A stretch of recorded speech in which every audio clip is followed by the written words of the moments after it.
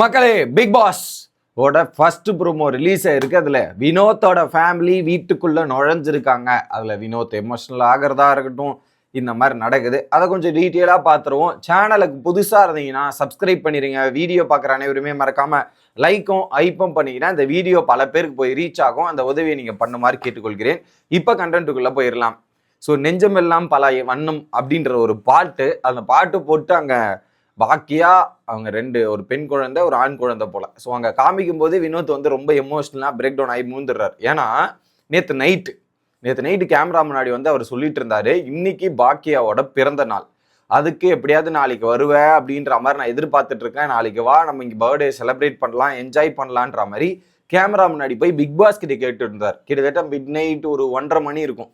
Night 1:30 மணிக்கு camera முன்னாடி போய் அவர் பதிவு பண்ணி கேட்டுக்கொண்டிருந்தார். ஸோ பிக் பாஸ் டீமும் கரெக்டாக ஓகே, பர்த்டேவை கரெக்டாக வீட்டுக்குள்ளே எடுத்துகிட்டு வந்து செலிப்ரேட் பண்ணால் நல்லா இருக்கும்ன்ற மாதிரி யோசிச்சு தான் அவங்களையும் கரெக்டாக பர்த்டே அன்னைக்கு வீட்டுக்குள்ளே அமைச்சிருக்காங்க.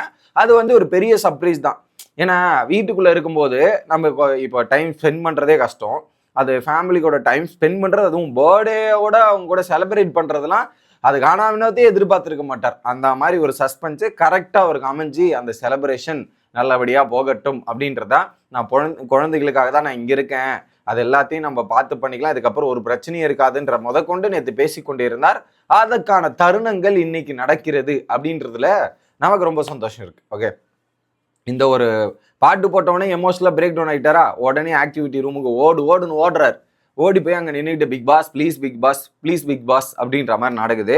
இன்னொரு பக்கம் பார்வதி கட்டி பிடிச்சிட்டு பாக்கியா நீங்க தானா பாக்கியா அப்படின்ற மாதிரி பார்வதியோட தரப்பு வேற. ஓகே, இது நடந்த உடனே அதுக்கப்புறம் சாண்ட்ரா வந்து விஷ் பண்றாங்க, ஹாப்பி பர்த்டே அப்படின்ற மாதிரி. சாண்ட்ரா அந்த 1 வயசு தான் அந்த குழந்தைங்க, அந்த குழந்தையெல்லாம் பிடிச்சிட்டு அவங்க உட்காந்துக்கிட்டு ஆர்வமா அப்பா பாருன்ற மாதிரி சொல்றாங்க. இவர் உள்ள உட்காந்துக்கிட்டு அங்கே ஆக்டிவிட்டி ரூம்ல ரொம்ப அப்செட்டாவோ ரொம்ப ஒரு மாதிரி இருக்காரு. அதுக்கப்புறம் டாஸ்க் என்ன அப்படின்றது பார்த்தீங்கன்னா, போன சீசன்ல ஜாக்லினுக்கு ஒரு டாஸ்க் கொடுத்துருப்பாங்க. என்ன பண்ணியிருப்பாங்கன்னா 50 பால் மாறணும். இங்கே ரெட், இங்கே ப்ளூ, க்ரீனு ரெட்டாக இருந்தது. அங்கே இங்கே வந்து 2 கலர் ப்ளூ ரெட்டு போல. ஸோ இங்கே ரெட் இருக்கும், இங்கே ப்ளூ இருக்கும்.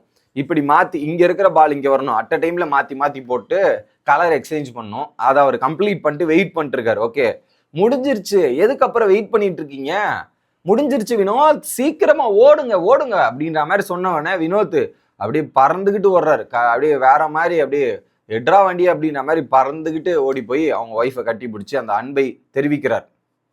வேற மாதிரி செய்து கொண்டிருக்கிறார். இது ஒரு பக்கம் பார்க்க முடியுது. அதுக்கப்புறம் தனியாக கூப்பிட்டு வந்து அவங்க ஒய்ஃப் அட்வைஸ் சொன்னாங்க பாருங்க, சொன்னாங்க.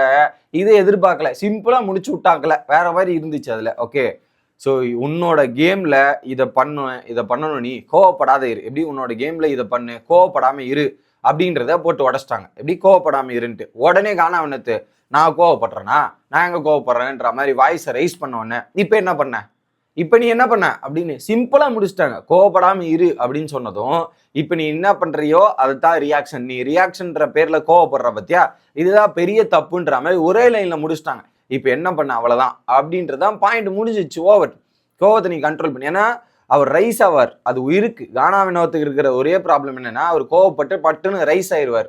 அதைத்தான் அந்த அவங்க வந்து ஒய்ஃபு வந்து சிம்பிளா ஒரே டைலாக்ல சொல்லி முடிச்ச தருணம் வந்து இட் வாஸ் குட். அடுத்து என்ன சொல்றாங்க, ஒழுங்கா இருக்கிற வேலையை பாரு, எப்படி ஒழுங்கா இந்த வீட்டுல இருக்கிற வேலையை பார்த்துக்கோ கானா வினோத், அதான் உனக்கு நல்லது. இல்லைன்னா வீட்டில் வா, இங்கெல்லாம் அடிக்க முடியாது, வீட்டில் வா, உனக்கு அடி இருக்குது, வீட்டில் வா இது பண்ணும் போதுன்ற மாதிரி அவர் சிரிச்சுக்கிட்டே அப்படியே வெக்கப்பட்டுக்கிட்டே பார்க்க தருணத்தை நம்மால் ப்ரோமோவில் பார்க்க முடிஞ்சிச்சு. Okay, really deserves.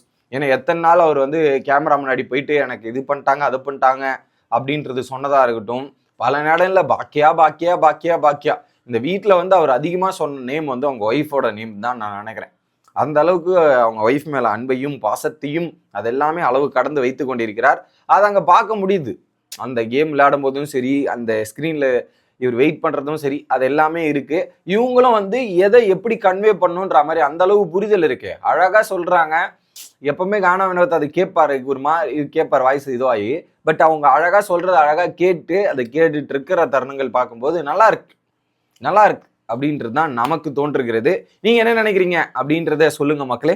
எனக்கு ரொம்ப பிடிச்சிருக்கு. இன்னைக்கு வந்து எனக்கு என்னமோ கானா வினோத்தோட ஃபேமிலி, விஜயலட்சுமியோட ஃபேமிலி, சாரி விஜயலட்சுமி இல்லை, கனியோட தங்கச்சி விஜயலட்சுமியும் அவங்க 2 பசங்க வருவாங்க அப்படின்ற ஒரு எதிர்பார்ப்பு இருக்கு இன்னைக்கு.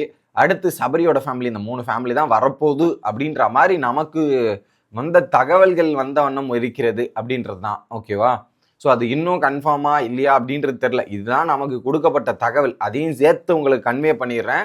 ஸோ இது வந்து நைட்டு வராங்க. கானா வினோத்தோட ஃபேமிலி நைட்டு தானே, அது லைட்டெல்லாம் ஆஃப் ஆகி நைட்டு வரா மாதிரி தான் தோணுது. அப்போது மதியம் ஒரு ஃபேமிலி, காலைல ஒரு ஃபேமிலி வருவாங்க. அது எப்படி, என்ன, யாரு, எந்த ஆர்டருங்கலாம் தெரியல. மோஸ்ட்லி சபரியா தான் ஃபர்ஸ்டா இருக்குமோ அப்படின்ற மாதிரி தோணுது. ஸோ அடுத்த வீடியோவில் வந்து சந்திக்கிறேன். Bye guys.